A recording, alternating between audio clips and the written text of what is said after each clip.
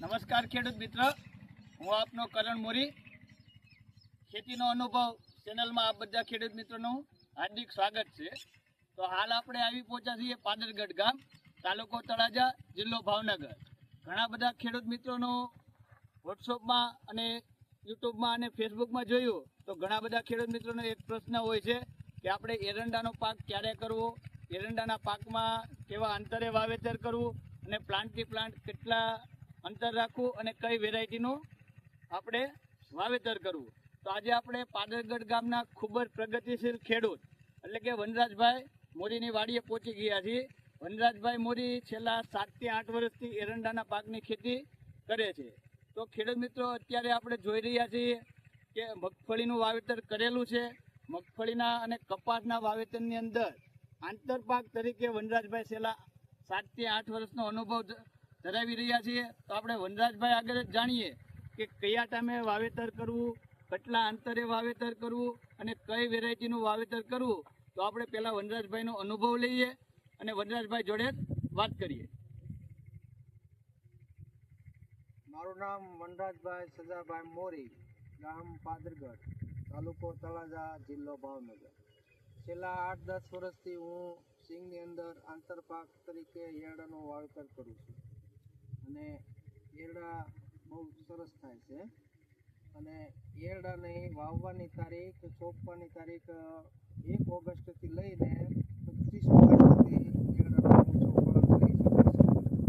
અને એરડાના ચોપણ અમે સિંગની અંદર એક ઓળ બાકી મૂકી દઈએ એટલે એ ઓળ 6 ફૂટે પડે. 6 ફૂટ ઓળનું અંતર રાખવાનું અને ઓળની માલપા આપણે જમીન ઉપર આધાર રાખે. તમારે મધ્યમ જમીન હોય તો 3.5 થી 3.5 ફૂટ, છેલ્લા 4 ફૂટ સુધી સાની અંદર સોપાણ કરી શકાય, જેથી કરીને એરડા જેટલા પારવા હોય એટલો ફાલ સારો લઈ શકે. ખૂબ સરસ વનરાજભાઈ. વનરાજભાઈએ એવી વાત કરી કે તમે એમને જ્યારે મગફળીનો આંતરપાક તરીકે એરંડાનું વાવેતર કર્યું છે તો એમને આજથી 30 દિવસ પહેલા મગફળીનું વનરાજભાઈ તમે વાવેતર 1 મહિનો થઈ ગયો, 1 મહિનો વાવેતર થઈ ગયેલો છે. તો એમાં 6 ફૂટે 1 થી 1 સા રહેશે અને 1 થી 1 છોડવાનું અંતર 3.5 થી લઈને 4 ફૂટ રહેશે. પણ ખેડૂત મિત્રો, આપણે જમીન ઉપર પણ થોડુંક ધ્યાન દેવાનું રહેશે. જો જમીન વધુ કરાળ હોય તો તમે 4 ફૂટ કરતાં પણ આગળ થોડુંક વાવેતર કરી શકો છો.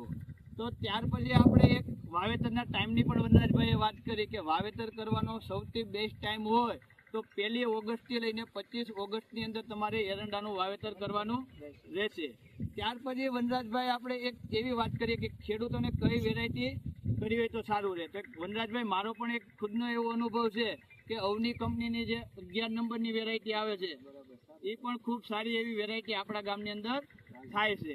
ત્યાર પછી અવની જ કંપનીની એક બીજી વેરાયટી આવે છે જે પિયત અને બિન પિયત બંનેમાં ચાલે એવી એક અવની કંપનીની 41 નંબરની વેરાયટી છે, એ પણ ખૂબ સારી એવી થાય છે.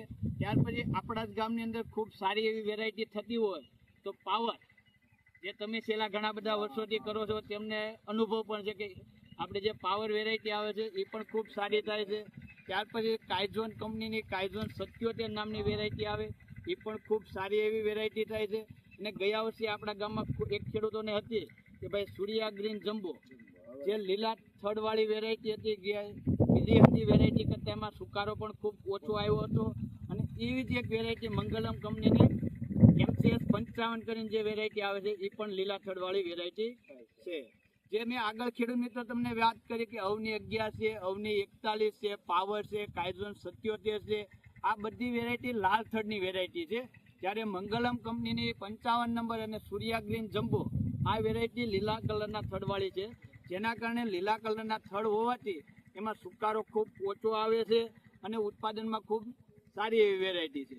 તો ખેડૂત મિત્રો, આપણે જ્યારે માર્કેટમાં ખરીદી કરવા જઈએ ત્યારે જે મેં તમને આગળથી નામ આપી એ કંપનીની તમે વેરાયટીનો ઉપયોગ કરી શકો છો. તો આપણે વનરાજભાઈ જોડે એ પણ જાણીએ કે છેલ્લા 7-8 વર્ષથી એરંડાનું વાવેતર કરે છે તો એવરેજ ઉત્પાદન વનરાજભાઈ શું રહેતું હશે?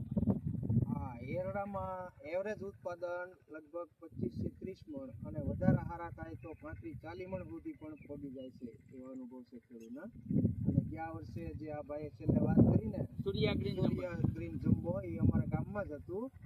2-4 ખેડૂતોને એનું ઉત્પાદન બહુ સારું આવ્યું, 40 મણ સુધી લગભગ ઉત્પાદન આવી ગયું છે અને બહુ સરસ થાય છે. જો ખેડૂત મિત્રો એવરેજ ઉત્પાદનની વનરાજભાઈએ વાત કરી કે એવરેજ ઉત્પાદન તમે 25 થી લઈને 40-45 મણ લગી તમે ઉત્પાદન લઈ શકો છો.